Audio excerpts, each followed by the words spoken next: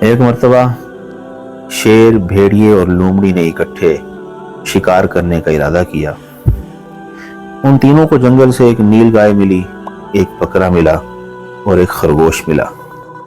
جب تینوں چیزوں کو لے کے گھر واپس آئے تو بھیڑیا اور لومڑی شکار کو للچائی ہوئی نظروں سے دیکھ رہے تھے۔ شیر نے بھانپ لیا۔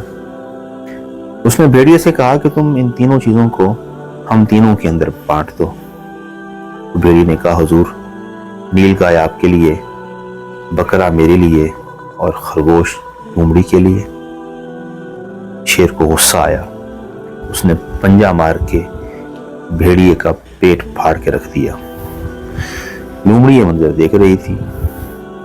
شیر پھر لومڑی کی طرف متوجہ ہوا اور اسے کہا کہ ایسا کرو، تم اس شکار کو بانٹ دو۔